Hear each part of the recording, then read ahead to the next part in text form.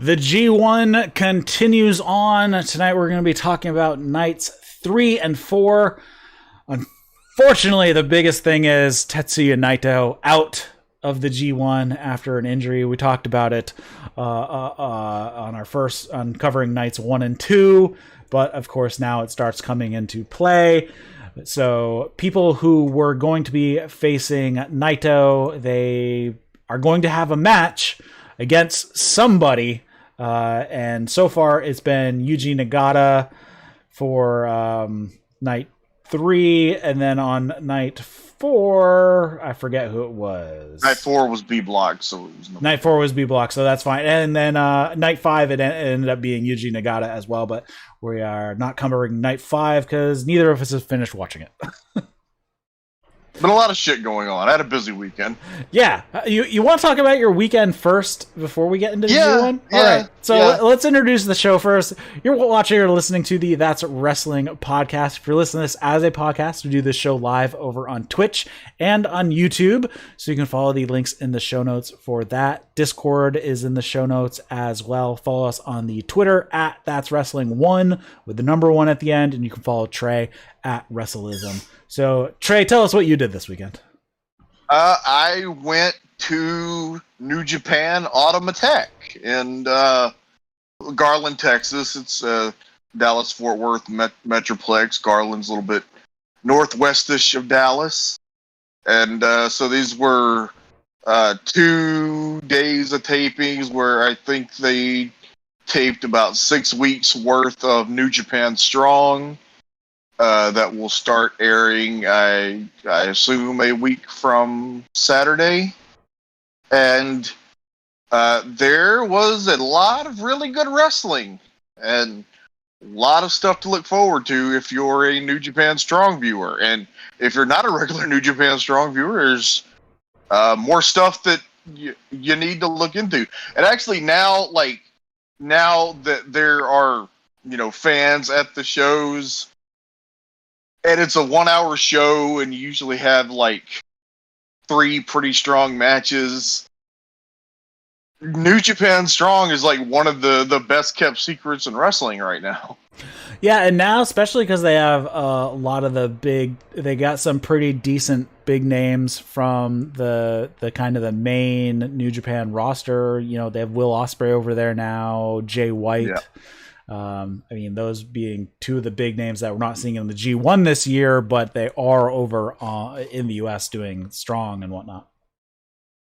Yeah, so I won't go through the whole thing, but I'll just run down some of the matches that I got. One match that I would expect it will be on New Japan Strong in about 2 or 3 weeks. David Finley versus Yuya Uemura was a freaking great little match, and oh my god, people love Yuya Uemura. You can tell, the building, it's the same building that AEW ran Dynamite in with the Lance Archer, Jon Moxley Texas Death Match, but it was set up for fewer people. I think it was set up for 1,600 and roughly half houses both nights.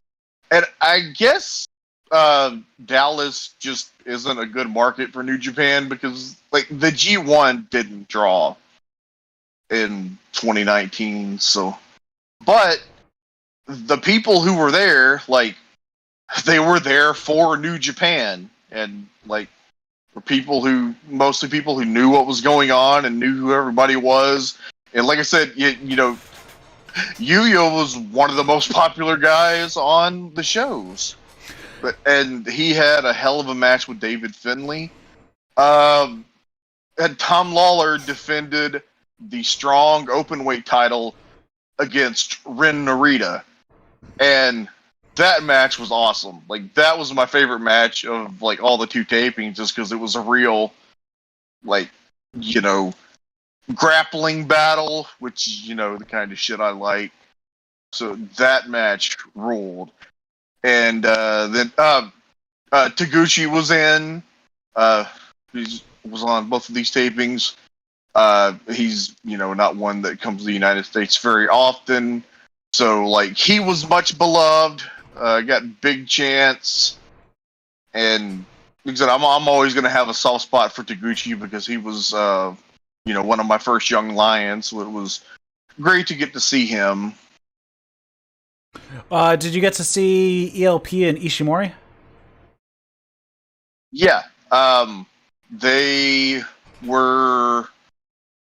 The first day had it was an 8-man tag with Ishimori, ELP, Hikuleo, and Chris Bay against Juice Robinson, Leo Rush, Clark Connors, and TJP. And then, so on the second show, we had ELP teaming with Chris Bay against Robbie Eagles and Chris Dickinson, and what was a very good match. And we got a singles match between Taiji Ishimori and Leo Rush. And that was as great as it sounds. Yeah, that does sound really good. Also got the other really strong singles matches. Several really good singles matches. On night one, Minoru Suzuki against Fred Rosser. That's one you're going to want to see. Man, it's really incredible. Like, the former Darren Young in WWE has just become a really strong pro wrestler, and he had a great match with Minoru Suzuki. And, of course, everybody loves Minoru Suzuki. It just, I don't know, it makes me smile because you can see how happy it makes him that he comes to the U.S. and, everybody is so into him and so into yelling Kaze ni Nare. He's great. Will Ospreay against Carl Fredericks was a very good match. And then the main event of night one was Jay White and Robbie Eagles. Can't miss there. And then on night two, we had Jay White against Daniel Garcia. That was very fun. Juice Robinson and Hikuleo in a Texas Bull Rope match that was just very fun insanity. Like I said, Leo Rush and Taiji Ishimori. And then in the main event, we got Suzuki and Lance Archer in a tag match against Team Filthy's Tom Lawler and Royce Isaacs. And that was just a hell of a match. And, we got Suzuki Gun doing the farewell, the send the fans home happy. It was funny. Chris Dickinson came out to challenge Minoru Suzuki to a match in Philadelphia. And Suzuki said, "I only speak little English." And he looks at Dickinson and says, "Fuck you." And, he was happy and asked, do you want to see Suzuki back? And everybody was like, yes. Everybody loves Minoru Suzuki. That was great. Also, that's funny because I think Suzuki actually speaks English just fine.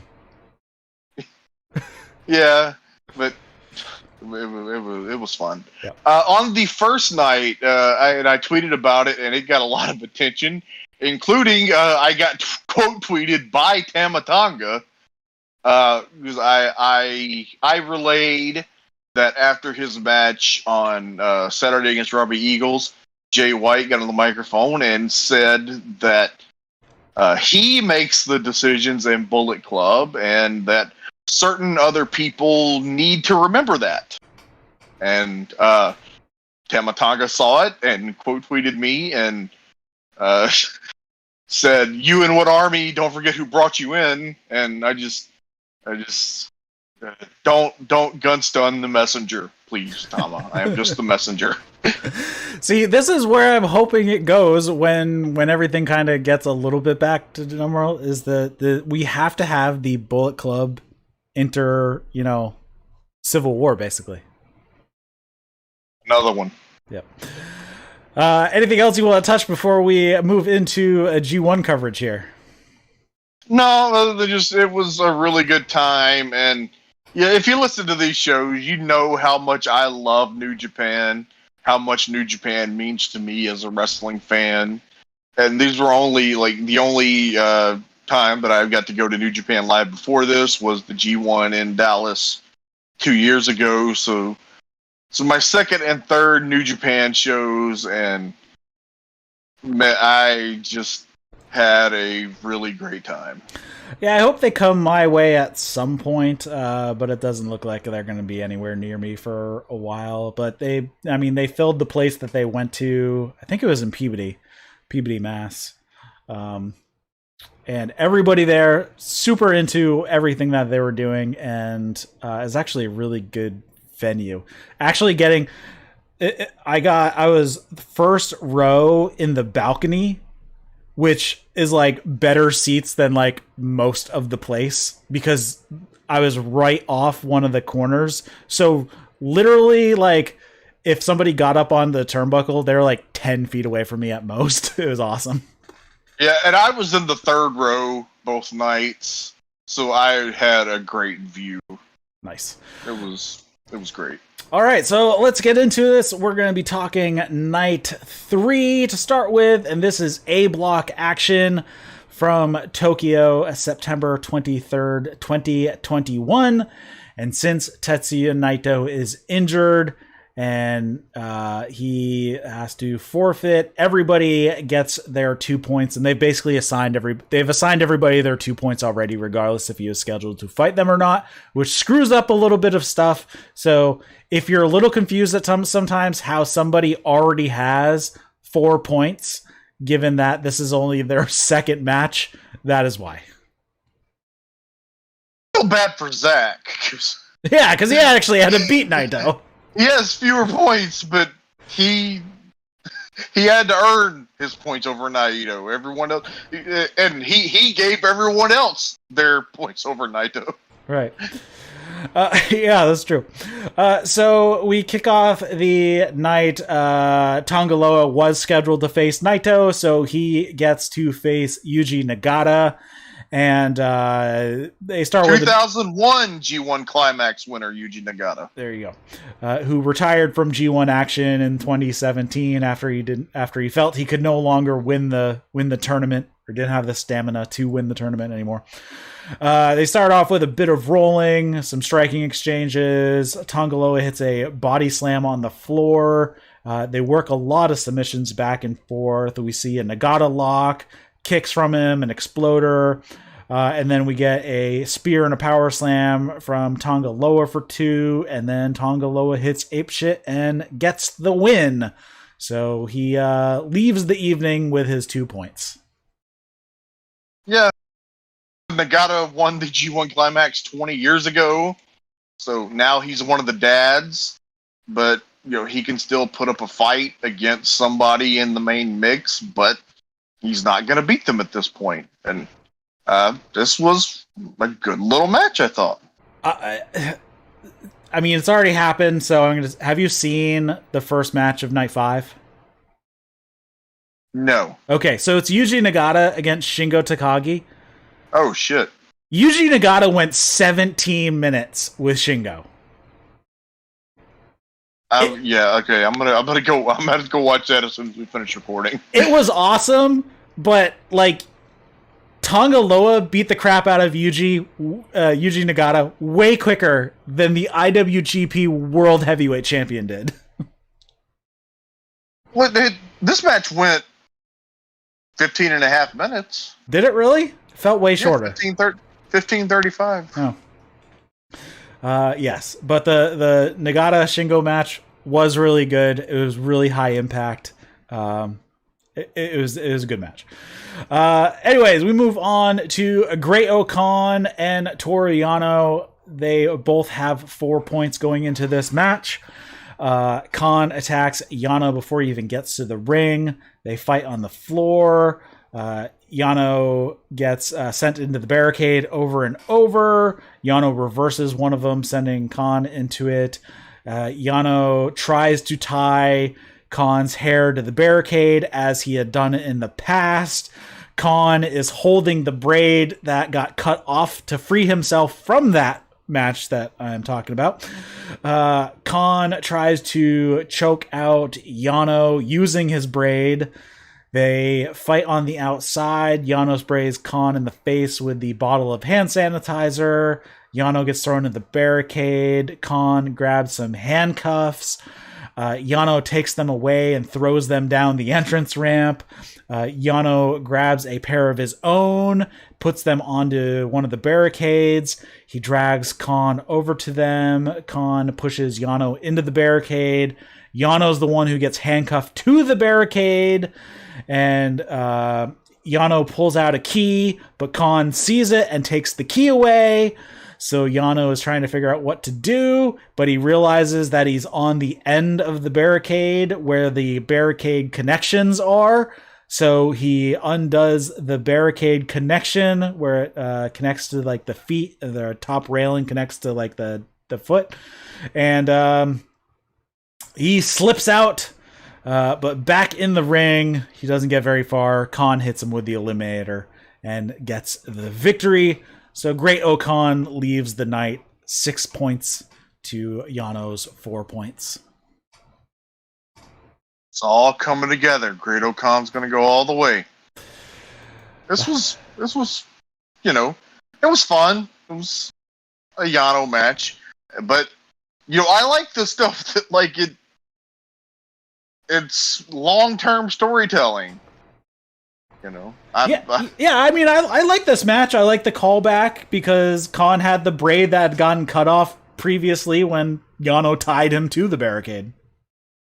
Yeah, and it was. I thought it was a more interesting match than the Yano Kenta match that I wasn't a big fan of. Yeah, this was way less haha. Yeah, it was. That must have been it. I love that Yano. I just assume that Yano always has a handcuff key on his person. Right, I mean, he had one in his wrist tape last time against Chase. Yeah. Next up, we had Yujiro Takahashi with his 4 points after the huge upset over Kota Ibushi on night 1 versus Kenta, who has not won anything but gets his 2 forfeit points from Naito. Kenta offers up a 2 sweet, but Yujiro walks away from his Bullet Club brethren. Yujiro kicks Kenta in the gut, and when he offers it up again, he hits the running boot, a one-legged drop kick from Yujiro for 2. They fight on the outside. We get some gyrating from both guys directed in Peter's direction, and which I thought was a little kind of funny with Kenta kind of a little fun, a little haha from Kenta. It's kind of weird. Yeah. Kenta hits a bunch of kicks. Yujiro comes back with some strikes and a low drop kick, and then another one for a 2 count. Fisherman Buster for a 2 count. Kenta comes back with a Green Killer draping DDT for 2. Kenta hits a running boot basement drop kick in the corner. Yujiro rolls out of the way of the double stomp off the top. Kenta buries the knee to the gut for a 2 count. Hits the double stomp off the top for a 2 count. Yujiro counters the GTS with a DDT. Hits the Olympic Slam, or the Intercollegiate Slam that they're calling it, for 2. Yujiro drops Kenta with a big elbow and then hits a Miami Shine for 2. They exchange pin attempts until Kenta hits a Psycho Knee. Kenta blocks a low blow and puts on the game over, and Yujiro taps out. The STF version of the game over. It's not the Psycho Knee, it's Busaiku, which is which is apparently a Japanese for ugly face. Ugly which the ugly face knee. Yeah. This match like kind of felt like this overachieved, or maybe it just I had low expectations because, you know, a lot of times these all Bullet Club matches are a lot of, you know, silliness and bullshit, but they had a serious, strong match, and like this is the best Yujiro match in like a long time. So far, Yujiro has overachieved because I've seen his Night 5 match and it was good against Great Okan. Yeah, man, Yujiro was good. That's He's just not often put in a position, but he can go. And this was a very strong match. And they two sweeted and hugged after the match, so that was nice. Yeah. Then we have a great match. Tomohiro Ishii versus Kota Ibushi. Both of them coming in with 2 points as they both lost their first matches. Ibushi makes the bad decision off the bat, though, wanting to exchange strikes with Ishii. Ishii hits a ton of unanswered strikes. Ishii no-sells whatever strikes he got hit with. They slap the shit out of each other. They just had a slap fight, which was awesome. I started giggling, like literally, when I started seeing, because it was just great. Ibushi drops Ishii with a mid-kick. Ibushi hits a crossbody to the floor, and back in the ring, hits a power slam, hits a second rope moonsault for 2.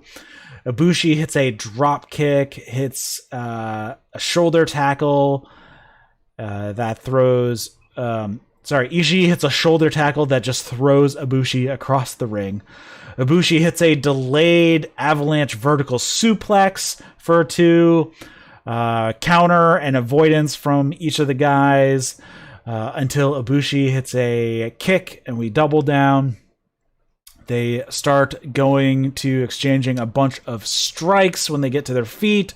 Ibushi hits a German suplex, sit-out powerbomb for 2.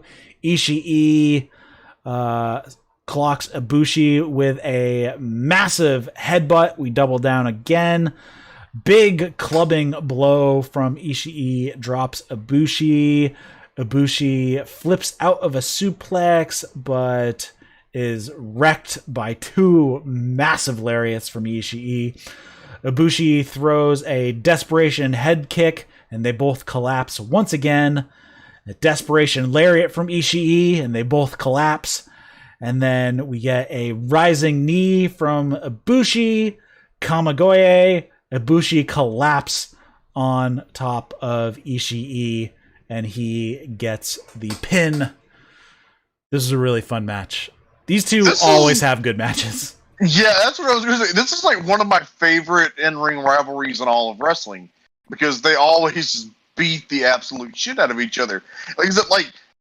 Ibushi, it's a bad choice to try to strike with Ishii, but he can't help himself. It's the Kota Ibushi thing. He's in there with Tomohiro Ishii. He cannot help himself from getting into a strike battle. And I just love these guys have great matches. I am super bummed there's one match that we're not going to get to see again this year, and that is Kota Ibushi versus Taichi. Yeah, because last year's match was awesome. Yes, it was. But Taichi is not to get ahead of us, but Taichi is having a hell of a run this year. Yes, he definitely is. Then we go into an excellent match for the main event of the evening, and this is Zack Sabre Jr. versus Shingo Takagi. Both have 4 points. A lot of great mat and submission wrestling to begin. Eventually, Shingo sends Zack to the outside and does a little Naito tribute, and Zack yells, "He's in the hospital, dickhead! Yeah, you want to go there too?" More counter wrestling. Zack hits a drop kick to the back of the head, so this looks like something Zack's starting to work into his repertoire a little bit, because don't see too many drop kicks from Zack, but he's done it now 2 matches in a row. Zack hits some uppercuts and a couple of pump kicks, more submission work from ZSJ. Shingo hits a few strikes, fakes a third, and hits a DDT when Zack ducks down to avoid. Zack clings on with a hold, but Shingo quickly powers out with a suplex. Bunch of strikes from Shingo. Zack starts to work on the arm. Zack hits a bunch of kicks to the chest. Shingo catches one, hits a dragon screw. Zack catches an arm and cranks it. More work on the arm from Zack. Noshigami from Shingo. Shingo tangles Zack up in the rope, hits a running elbow to the knee, And then Zack goes for the armbar, works it into a triangle choke. Shingo powers out with a power bomb and gets on a STF of some kind. He ends up hitting a deadlift wheelbarrow suplex. Zack avoids a made in Japan with a half and half suplex, and Shingo fires back with a suplex of his own. Zack kicks both of the arms, and Shingo hits some lariats with each arm. Zack tries a few pin attempts, PK from Zack. Shingo fires back with a lariat. They double down. Shingo sets Zack up on the top rope. Zack grabs a Kimura. When they're there, Shingo gets down. Zack hits a tornado DDT, then La Mystica into a Clarky Cat. Shingo tries hard and rolls to the ropes. We get a few counters. Shingo hits a sliding elbow, a sudden Zack driver. Shingo kicks out at 2. Shingo hits the quick pop-up Death Valley driver. Bunch of forearms from Shingo. Shingo blocks a kick, hits a made in Japan. Zack kicks out just at the 25-minute mark. Pumping bomber from Shingo, but he can't follow up. Zack moves into a rear naked choke from a last of the dragon attempt. Turns it into a reverse triangle. Works his way around into a regular triangle choke with 3 minutes left. Shingo tries to power out. He slips his head out of the triangle, but Zack keeps hold of the wrist, locks on an armbar, and Shingo Takagi taps out right away. He knows he's screwed. Zack Sabre Jr. has submitted the IWGP World Heavyweight Champion. Yeah, this was awesome. They fought, and then, like, the finish was great because they were fighting over a hold, and once you get that straight armbar, you're fucked. And so it was a completely, like, I like the finish a lot. And they talked a lot about they had one previous meeting. It was 12 years ago in the 16 karat gold tournament in Germany, and Shingo choked out Zack in like under 10 minutes. And now it's 12 years later, and they're both a lot better. And this match was freaking amazing. And Zack is... I wonder... I wonder if part of the rebooking because of the Naito injury is has got Zack, you know, going stronger in this tournament than he might have otherwise. Because, man, he is on a tear. And, and in 2 matches, he tapped Naito and put him on the injured list, and then tapped out the World Heavyweight Champion. So, yeah, it might be... I wish Taka was still around to go, Zack Sabre time. Yeah, whatever happened? Where is Taka Michinoku? I think he still runs like his own independent promotion, but I don't know. I think there was some kind of issues with something or other, some kind of scandal or something. I don't remember. Well, I mean, Zack has been in Japan for quite a while now. He can speak Japanese, so he's getting there. Basically, after the match was over, Zack lifts up the IWGP Heavyweight Championship above his head before dropping it on the apron for Shingo. And, you know, beating the champ in a G1 pretty much guarantees that he will get a match for the title after the G1 is over. So yeah, that should be my immediate thought was, I hope Zack gets a title shot at Power Struggle. That was my thought as well. That's kind of what I'm thinking is going to happen. Yeah, hope so. Zack says, hey, guess what? The tag team champion has just tapped out the IWGP World Heavyweight Champion. I'm the best technical wrestler in the world. This G1 is mine. 2 down, 7 dickheads to go. As you were. Yeah, and did you see the backstage comments? I did not see the backstage comments. Well, the interesting, I don't remember all of it, but the closer was, I just slain the Japanese dragon. Now where's the American dragon? Oh. Yeah. I want to see that match. Everybody wants to see that match, and they both really want to have it. I mean, there's so many matches I want to see with Bryan Danielson now that he's not with WWE. It's like basically the entire New Japan roster and the entire AEW roster. I think it's a lot. I think Bryan actually said in an interview that he wanted to wrestle Zack so he could get back his Bryan Danielson award in the Observer. I so hope that Bryan Danielson sticks around and manages and gets to do a G1. Yeah, I think that's one of the things he really wants to do. So I would imagine, hopefully, like next year if they're able to, because of the travel. If not right. The year after, that's something he really wants to do. Yep. And holy shit, is that gonna rule? Yep. We move on to night number 4, also from Tokyo, September 24th, 2021. And they just did block matches. There was no undercard matches. They went straight to block matches, kicking it off with the 0-0 of Hiroshi Tanahashi versus Hirooki Goto. These two are just great. So obviously they're going to have a good match. They had a good match. They start off with some mat work. Tanahashi works the knee of Goto a bit with Dragon Screw, a slam, and some stomps to the leg. Puts on the Indian Deathlock, but he lets the head go and just works the leg. Goto gets to the ropes. Goto fires back with a lariat, some forearms, spinning heel kick in the corner. Bulldog out of the corner for 2.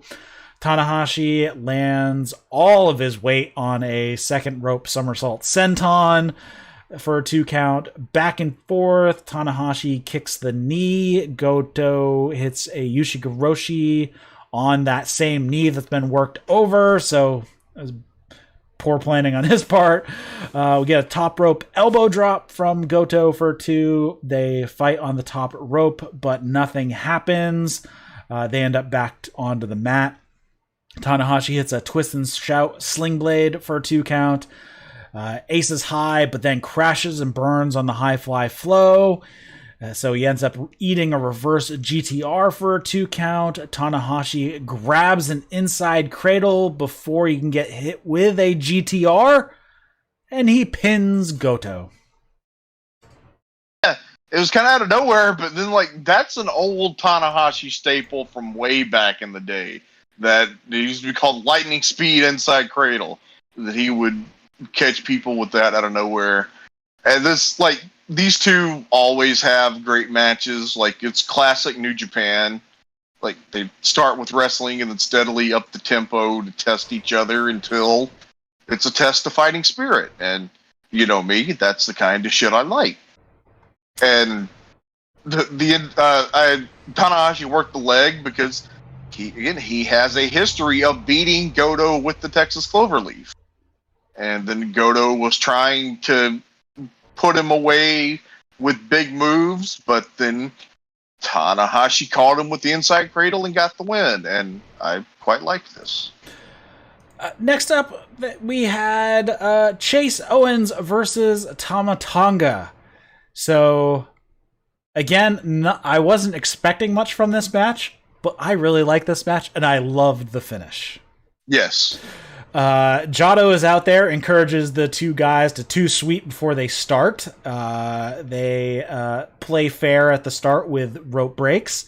We get a lot of chain wrestling, counters, reversals, and dodges. They block each other's finishers. And then Chase hits a bunch of strikes on Tama Tonga in the corner, hits a spinning back kick from Chase. Hits a spinning back kick. Tama hits a power slam for a 2. Tama starts attacking the arm of Chase, back and forth from both guys. Tama Tonga hits a great follow-through Death Valley driver for a 2 count. Snapdragon, backbreaker, tiger driver for a 2 from Chase into the STF. Tama gets to the ropes. Tama hits the Tongan twist. That's a lot of T's in that sentence.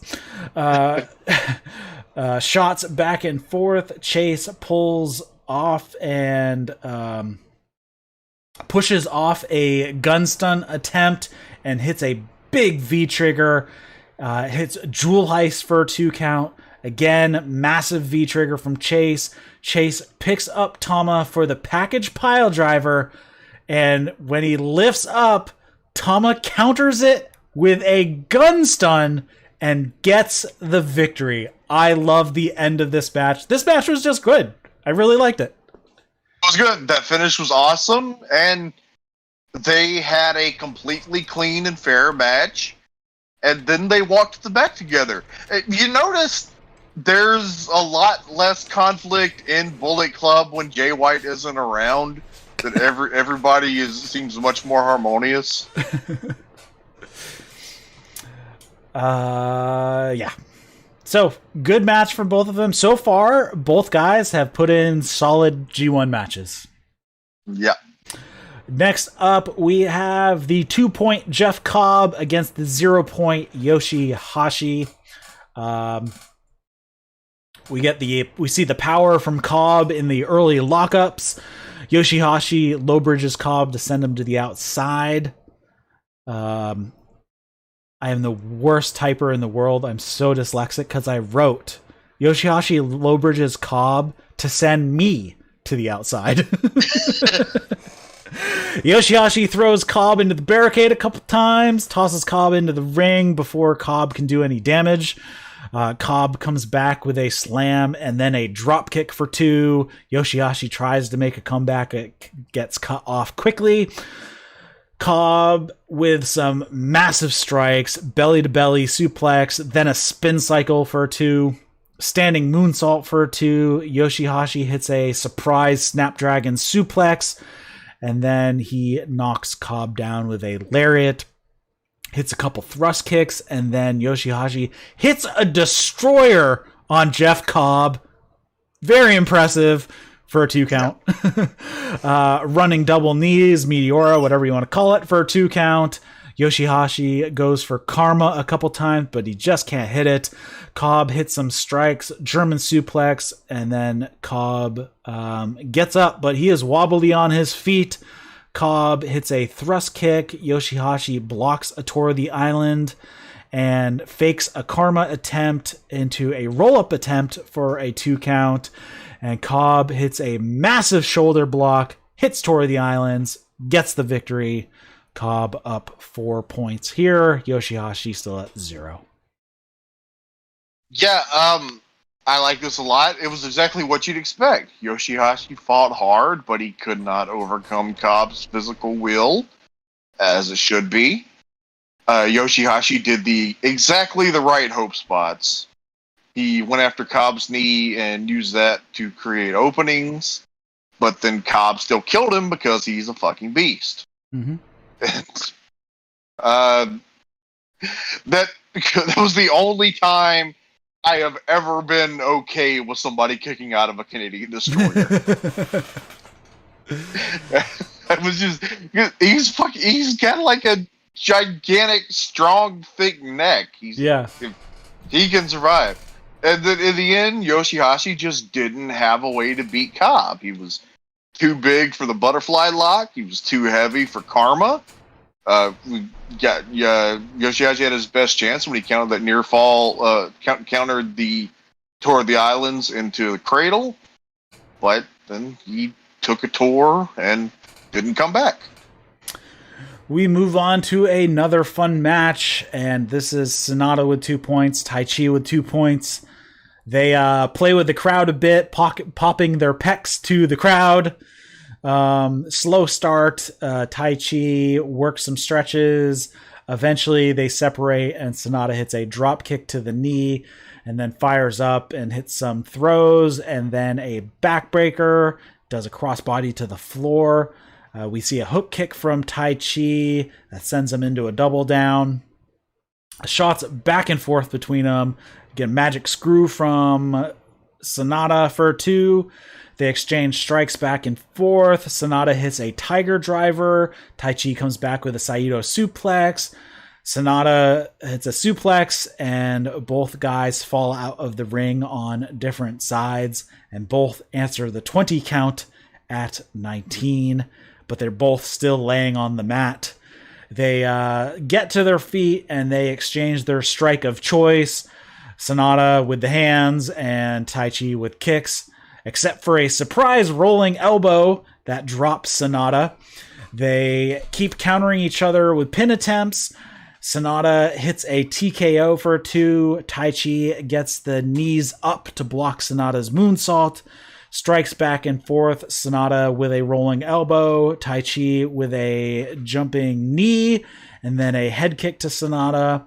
We get a dangerous suplex from Taichi for 2. Drop kick from Sanada. Okada roll for 2. And then Taichi avoids a moonsault. Hits Black Mephisto and gets the win. So Taichi up on his 4 points here to Sanada's 2. Another hell of a match from Taichi, which Sanada's so fucking good. But these two, like, I don't know, it's the continuation of that, you know, they've been involved in that tag rivalry early this year. And so more of that. There's more of an All Japan flavor to their matches, more methodical and about creating openings to land high impact moves. And I need to study on this so I can explain it better. But like, yeah, the point where they're just throwing big suplexes and getting out. That's King's Road. It's more about the ability to absorb punishment, and I need to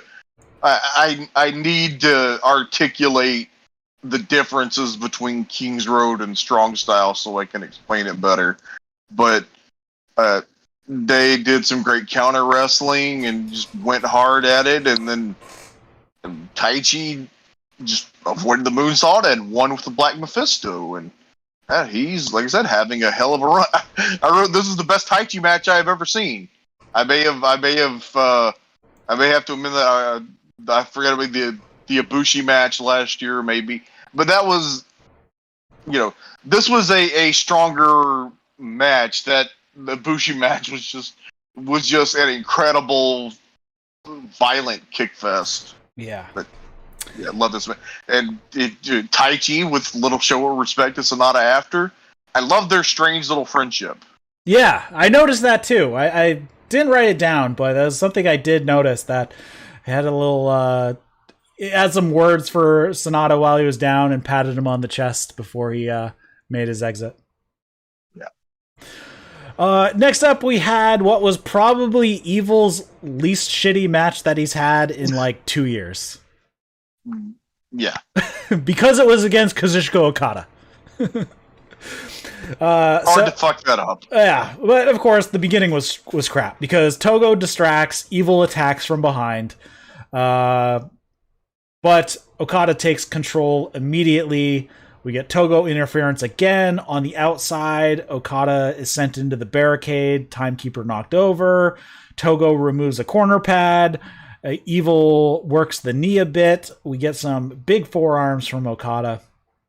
Okada moves and Evil runs himself into the exposed exposed corner.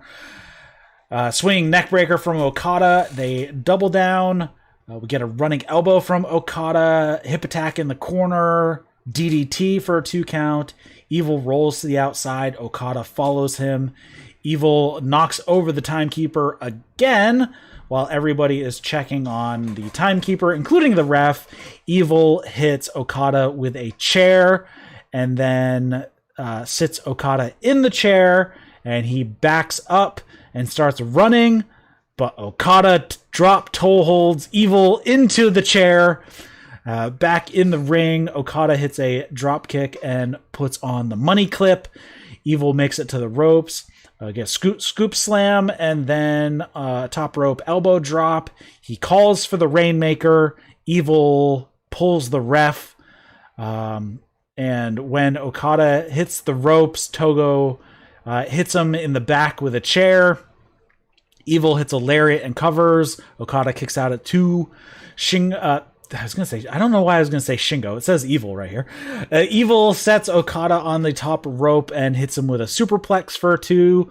Okada hits a backdrop and sits down into the cover for 2. Hits a pulling clothesline, and then he pulls up Evil to his feet. Evil hits a few boots to the face. Drop kick from Okada and a spinning tombstone. Evil ducks the Rainmaker and pushes the ref into Okada, and then gives Okada a low blow. But Okada blocks everything as Evil, puts on the money clip. Evil drags down the ref again, and he falls out of the ring, and then Togo comes in to beat on Okada to break up the money clip. Okada gets out of a magic killer attempt, pushes Evil into the exposed corner, and then Togo gets hit with a huge shotgun drop kick that just like sends him a mile away. They counter each other a couple times. Evil hits Darkness Falls for a 2 count. Okada blocks everything as Evil and hits everything as Okada. And then they called it a landslide tombstone, but it's a Falcon Arrow. And then Okada hits a Rainmaker and gets the victory. So Okada defeats Evil, picking up his 4 points. Rainmaker is back with a single Rainmaker, puts the guy down.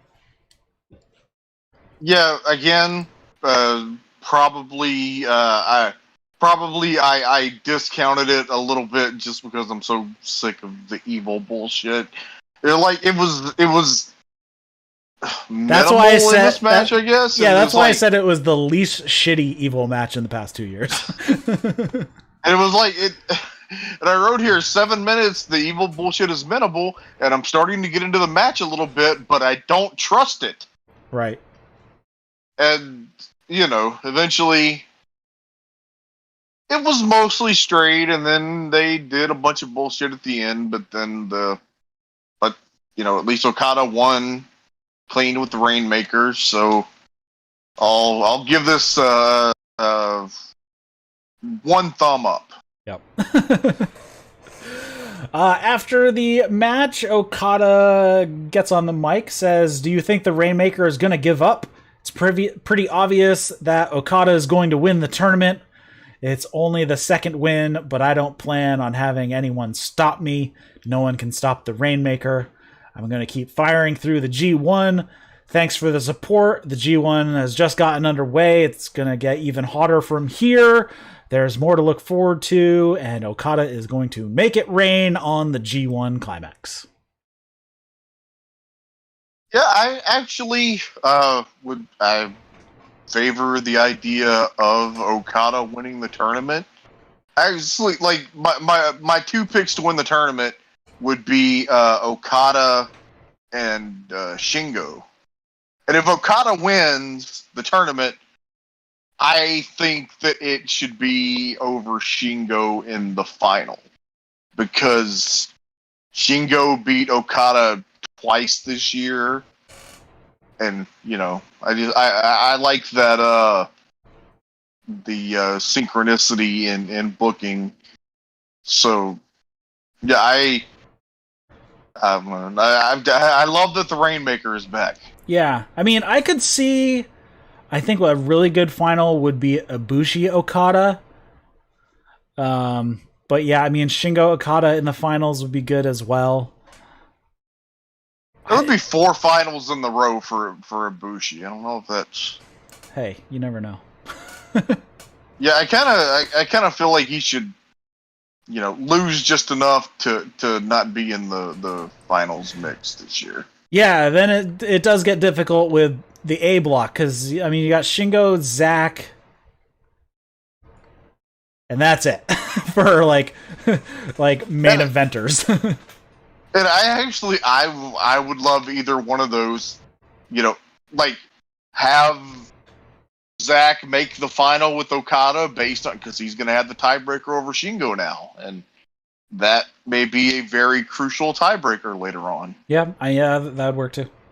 And B block, I mean, Okada, Cobb, maybe Sanada. I mean, those are kind of like my front runners for B block. With Tanahashi being an outside choice, even though Tanahashi's like arguably one of the biggest stars in New Japan. I don't think he's going to the finals. Of the choices, man, I think Okada, because isn't Okada's last block match against Cobb? I'm not sure.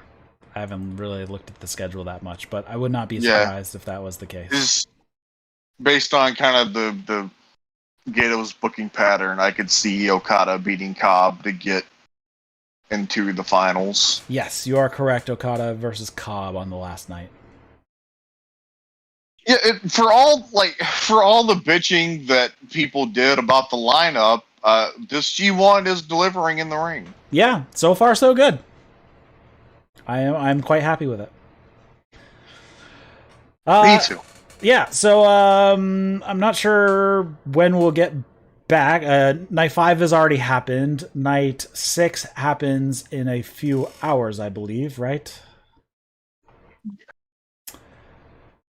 Yes. Night 6 happens at 5 local time on the Wednesday.